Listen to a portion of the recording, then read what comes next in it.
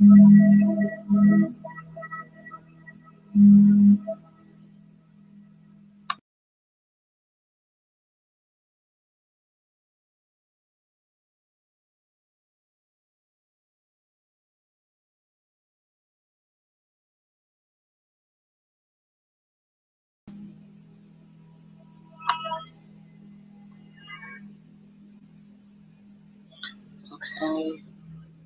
So I can't tell if, yeah, I think it can hear me.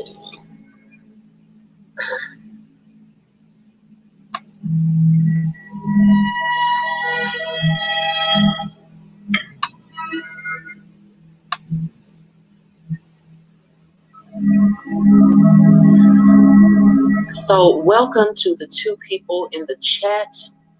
Um, I'll make this really quick because y'all, I'm always late. Okay.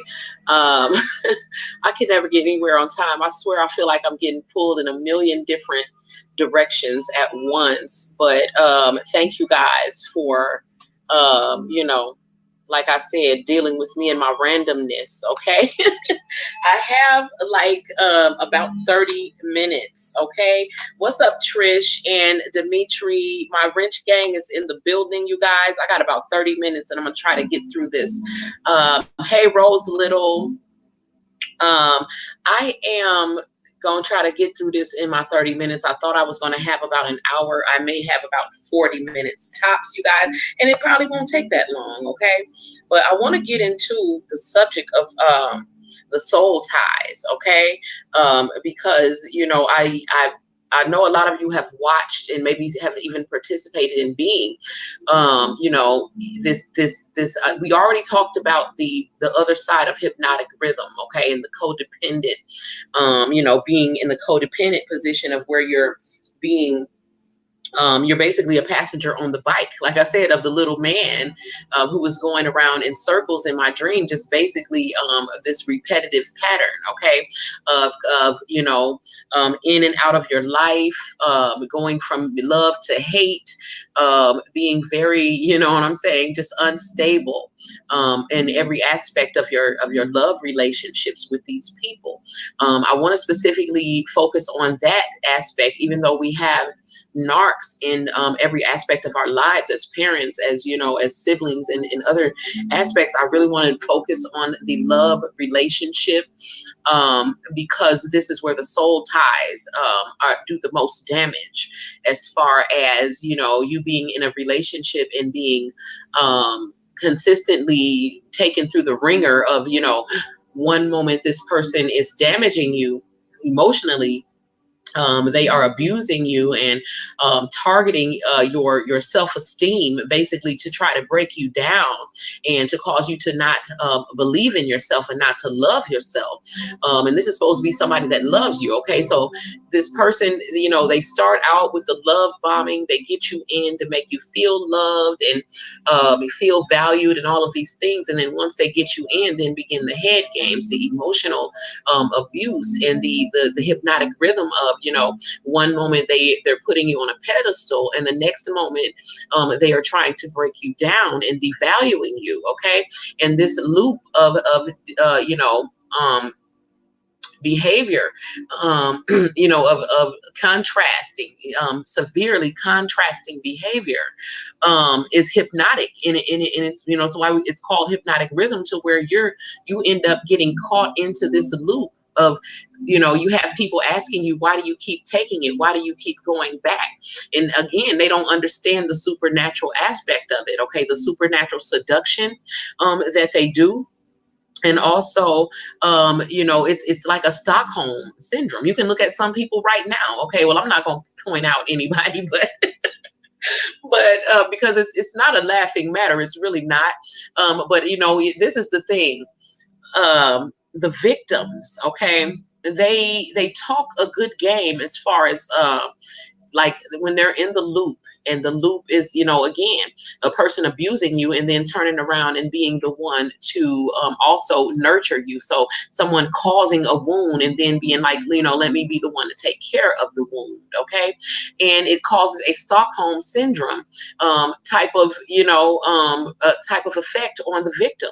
The victim knows that, this person has probably hurt you more than anyone that has ever hurt you in your life, but then they are also probably, acting as if they care for you more than anyone has ever cared for you in their lives, or they are impressing upon you or forcing you to believe that they care for you more than anyone in your life. Okay. And so you're in this loop of um, accepting the abuse in order to get the love. Okay. In order to get that fake ass love. Okay. um so you will see, and I know a lot of you probably know. I'm trying to get my thing to go where I go so I can actually see the chat, you guys. Okay, I can see it now. Okay, so let me see.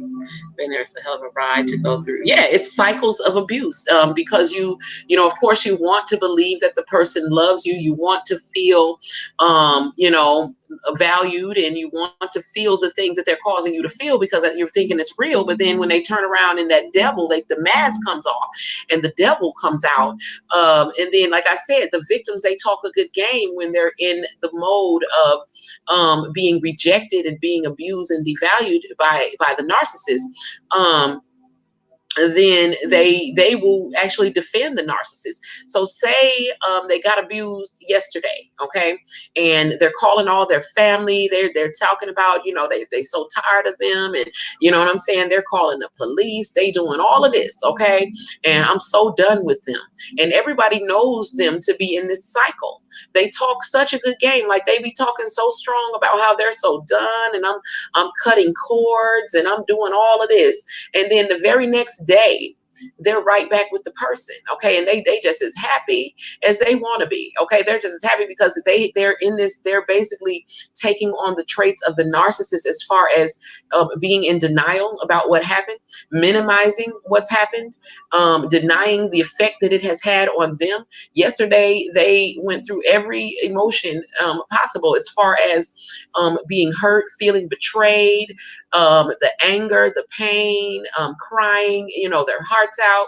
And then today, they're happy. Okay. So again, it's a cycle that basically trains you to think like the narcissist, as far as being in denial about what happened, minimizing what they've done to you, ignoring your feelings. You know what I'm saying?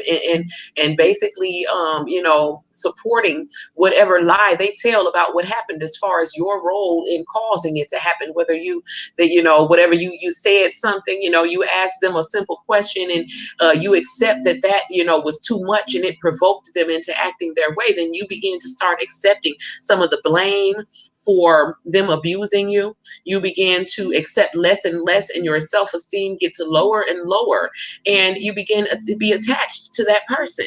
Okay. um they bank on your feelings of being abandoned. Okay, this is what they're doing to you over and over again. They're abusing you, they're abandoning you, and then they come back. Okay, they make you, they starve you, okay, for their attention, which you become addicted to. It's like a drug addiction. Just like, that as you use the drugs or the cigarettes or whatever it is you're addicted to, the sex, the sugar, the carbohydrates, whatever it is, this is not good for you. It's not good for you. You hate how it makes you feel. You hate the effects that it has on you. But at the moment, just at this very moment, it's relieving the pain. It's relieving the craving. It's relieving, whatever it is that you're trying to satisfy at that moment, not thinking about the long term effects. that it's having on you. Okay, so in your higher self, you know that this is no good for you, and you know you should not be dealing with it. Okay, this is the same thing with a person in a narcissistic relationship. You know this person is the devil incarnate. You know that they have the capability of hurting you, physically, emotionally, and every other kind of way, because they've done it before several times. You know that they are no good for you, but yet you crave that person when they are not there, when they just abandon you, when they ghost you, when they, when they, because they will do something wrong to you, they will hurt you, abuse you, and then abandon you. So you're sitting there questioning yourself, on some level. After, if they go no contact long enough with no explanation, then you begin to question yourself. You begin to second guess your own judgment, your own memory, you begin to be willing to minimize the things that they've done.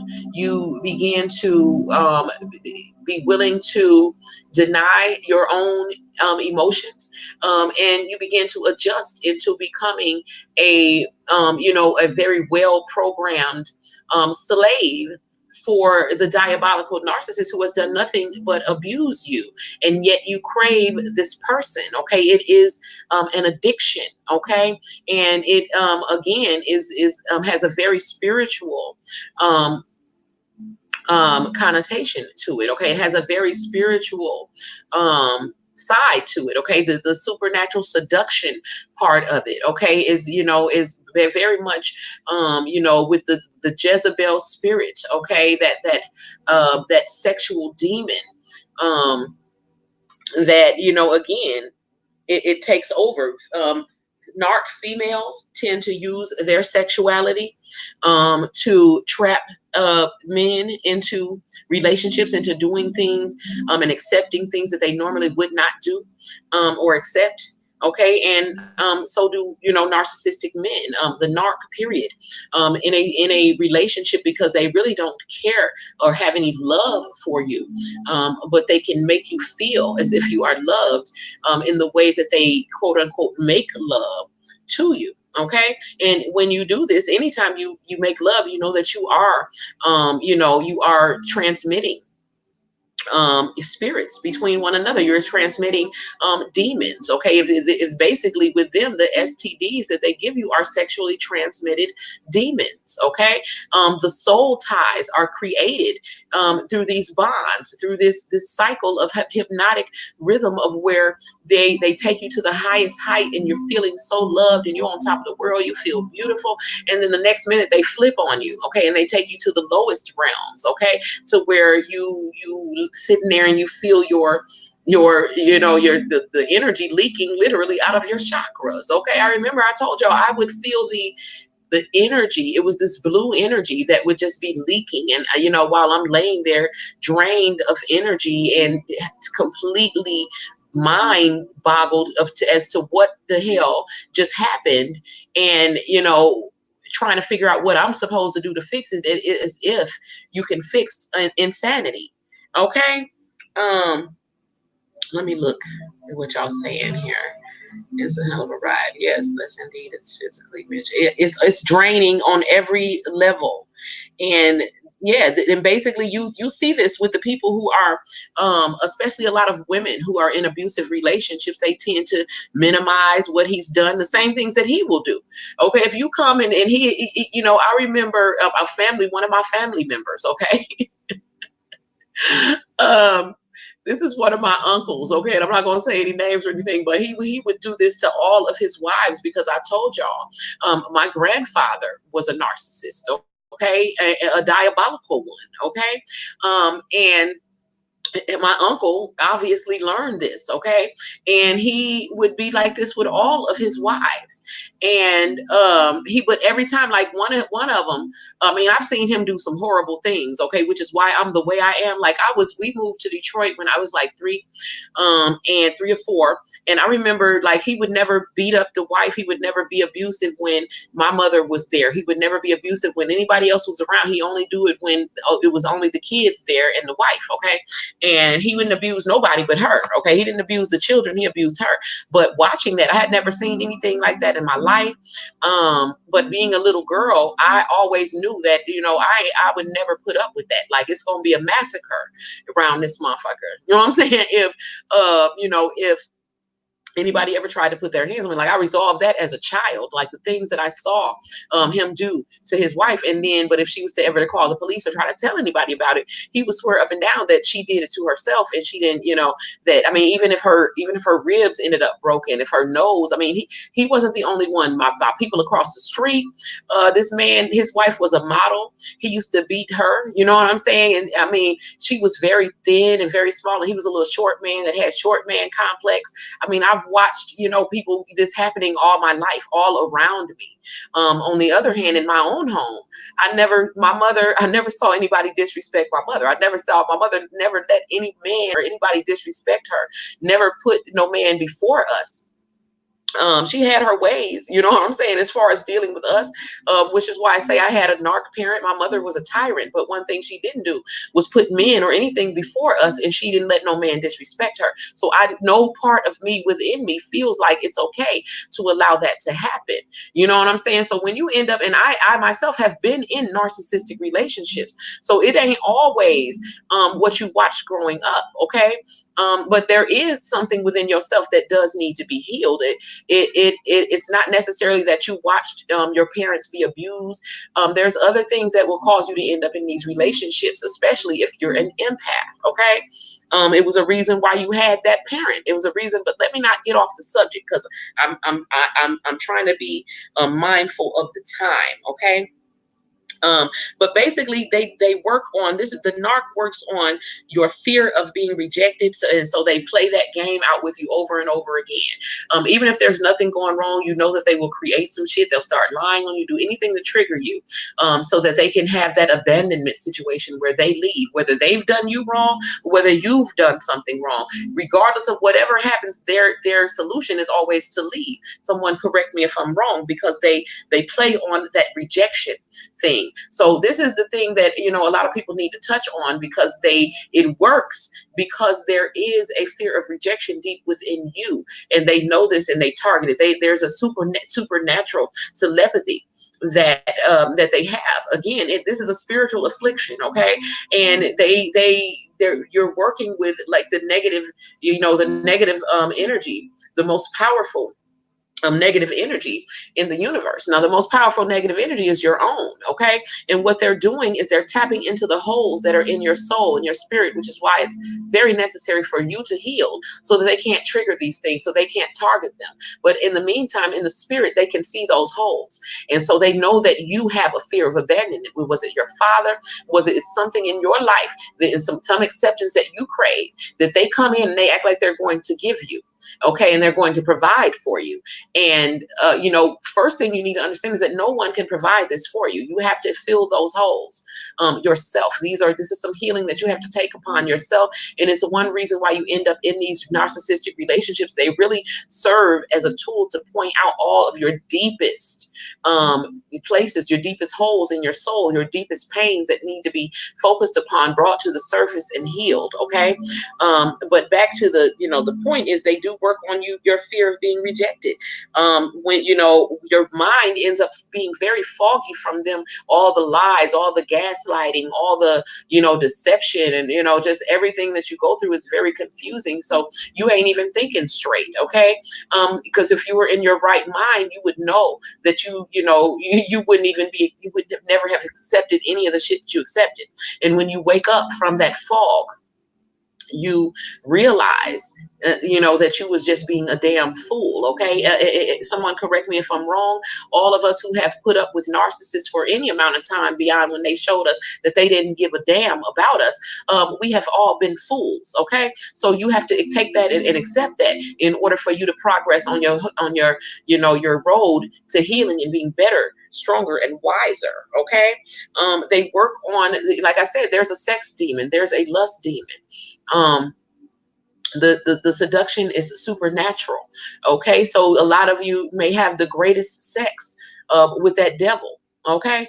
And that's all you have good with them. And that's how they think that they're going to fix everything and solve everything.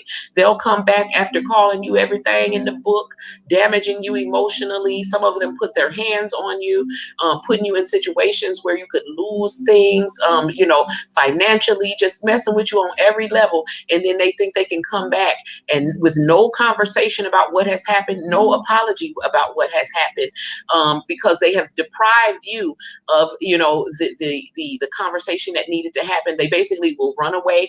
They will say they create this great catastrophe in your life that you wasn't expecting, because they good at that. Okay.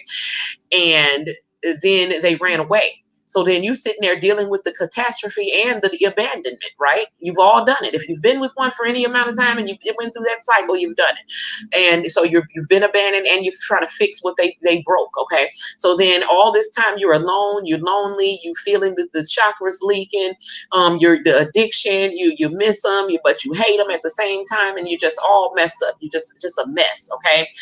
And then they're going to stay gone long enough for you to just really start missing them, for you to really start because they don't give a damn. It's not hard for them to stay away from you, because they're out cheating, they out grooming the next other sources and side chicks and everything. They predict they think like a child, so they're having fun and they're feeling free.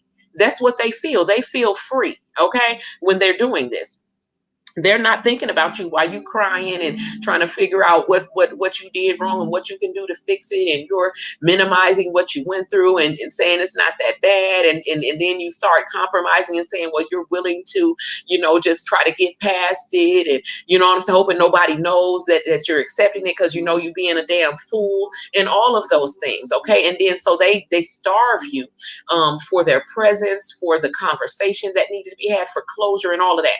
And then they come back and they know that any little bit of anything that they offer you, you're going to accept it because you need something. Okay.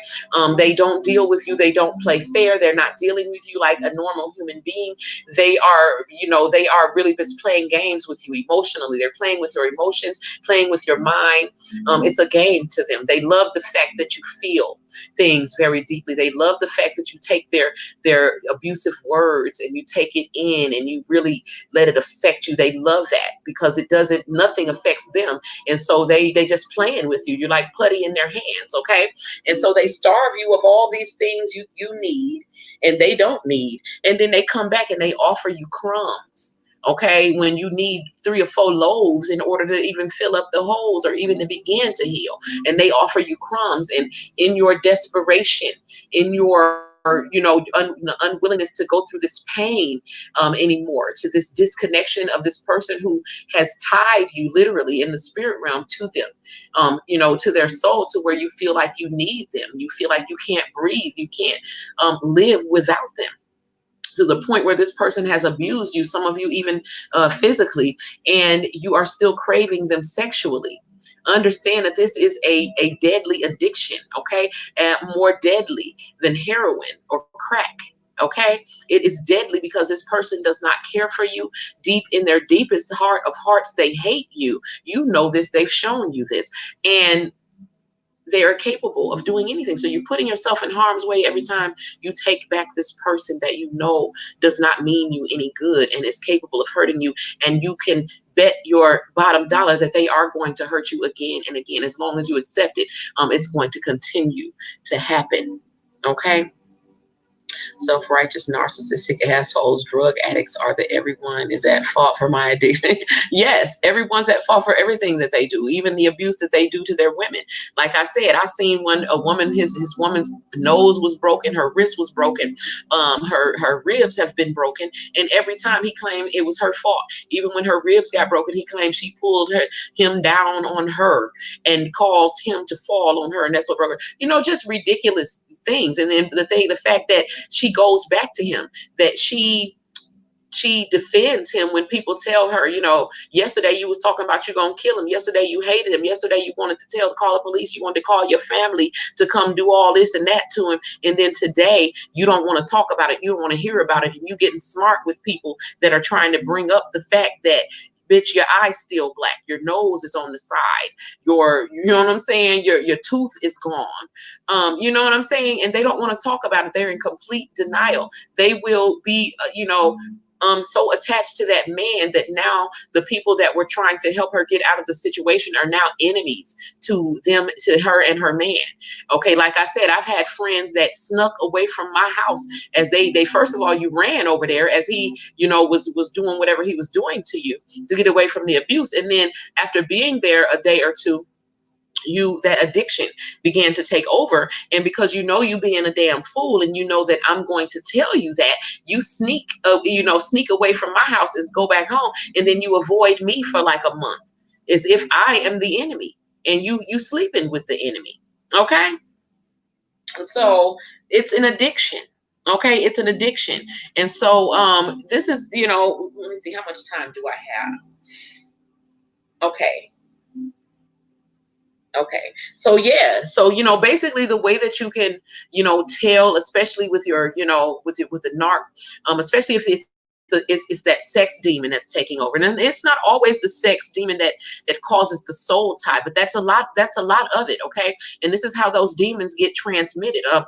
But basically when you have that, and you have someone who is like trying to really get you to do all these things that you are not comfortable with sexually, that's that sex demon. Okay, they're trying to push you to do things like threesomes and all kinds of things that's just not you're not cool with, but you're gonna go ahead and go along with it and all of that.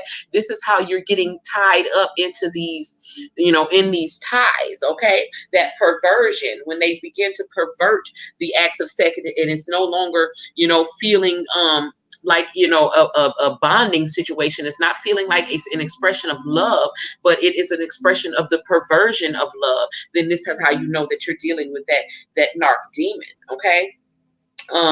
The thing that I want to say though at the end of the day is, whether these soul ties is what keep you on that loop of going back around, and the good and the bad, the emotional roller coaster. And I mean, it's not the normal emotional roller coaster. This is like literally taking you to the highest height and then dropping you down to the lowest pits of hell. Someone correct me if I'm wrong. It's an extreme change that will literally drive you mad, okay, and cause you to, some people, like I said, I've seen some people never return, okay, and never be the same after going through this cycle. And again, it's hypnotic rhythm. The only thing, and we already know this, and I'm working on lesson 15, you guys. Also, I might come back later because I have some other things that I want to say. I just got something that I have to do. Um, and I've been drained, you guys. I'm so tired. I am going to go live in the group in about 30 minutes after I end this live in my No Narc network, you guys. So I will cam up with y'all. The reason I'm not cammed up right now is my hair is all over my head. I took my hair down, I washed it, and I haven't braided it back up yet. So I'm sitting here looking crazy. I'm drained because I'm working. So shout out to my clients that have been keeping me busy. You know what I'm saying? I'm definitely fighting for you guys in the astral to the point where I'm drained. Somebody is getting that work, because it's definitely not my diet or the lack of, rest. Well, I'm not resting like I should anytime I'm doing work, but it's not that. It's basically, it's draining me because I'm putting my energy into the work. So somebody is definitely getting it. The only thing that is going to break a soul tie, okay, is you calling on the highest spirit, whatever you call God, okay, the most high, the great spirit, the prime creator, quote unquote God, okay. That is the only thing that will break a soul tie, because again, this is supernatural. The seduction was supernatural. The addiction is supernatural. Okay, if this is not something that you can take lightly, it's not something that you can explain to another person if they have not been through it or experienced it. Okay, so when people keep asking you, why do you keep going back? Why do you keep believing it? It's something that you cannot explain to a person, because there is a supernatural aspect to it that they won't be able to understand unless they have experienced it. But the only thing that is going to break that is that if you call upon your highest self, okay, the Most High, okay, the Great Spirit, the Prime Creator, again, God, whatever spirits you work with that operate in those higher realms, they're the only ones who have those supernatural scissors who can cut those supernatural cords, okay? And I do have a cut and clear ritual that I do to help with this. It's not an easy process. It's, you know, because this is something that, like I said, is something much deeper than what people understand. Okay. So if anybody, if you guys need me, you know how to reach me, especially my group members. I am going to do a late night live in the group later, you guys, to talk more about this specific subject. If you guys want to discuss anything else regarding the soul ties, we can speak of this. You know, we can talk about it going further. What I am going to be doing, though, you guys, is I'm moving all of my narcissism topic videos over to No Narc Network TV. And on River Queen Conjure, we are going to be getting back to the magic. Okay. So if you want to continue following, you know, just go ahead and go sub to No Narc Network TV. And also, if you're interested in joining the private No Narc Network, I will put the link to Oshun Ajay exclusive and Badass Witch exclusive in the description box, you guys. Okay. If you need me for anything else, email me at badasswitches with an EZ at gmail.com. And I'm gonna read some of you comments, some of you guys' comments before I go. I appreciate my wrench gang. Much love to you guys. I haven't forgotten your t-shirts. I just haven't gotten a list big enough to make a shipment yet. So I still got you guys. So if anyone wants a t-shirt, okay, who is in my wrench gang, just send me your shipping address to badasswitches@gmail.com, and I do have t-shirts for you guys. Okay. And let me read some of the comments, and then I'm going to get out of here. I so have to give you a super duper update on this. Okay, okay. Okay, Dimitri. I hope it's good. I hope it's a good update. When those soul ties are cut, anything is bound to happen. So get ready to let go. Yes, yes. So we're going to talk about that. Thank you, Rose Little. We're going to talk more about that. Okay, what happens when you cut those soul ties? Because, like you said, anything is bound to happen, and you definitely really have to be willing to set them. Because I've heard people talk about they cutting ties, but then you be right back with them. So the tie has to be cut in the astral realm. It's not just a cut that you're gonna cut in the spirit realm, but yet you're still holding on. That those ties, the soul ties, are still there unless you take those supernatural scissors and cut them. This is not something you can do yourself. Okay, this takes you invoking a higher power. Okay, period. And okay, so thank you all for coming and sharing this time and space with me. I hope that I have said something that will be helpful. Someone who is going to listen to this, they're not here right now. You were in my last live stream. You did not say anything. You were in the bushes. There are messages still for you. You have to listen to the message in this video, because when you are ready, then the message will come. Okay. I am very much aware of you. Okay. So for everyone else, I love you guys. Peace, love, and light to you all. And I will talk to you soon. Until we meet again, keep it classy, keep it clean, and do what you got to do to make shit happen. To my No Narc Network members, meet me and on IG in about 30 to 45 minutes. Peace.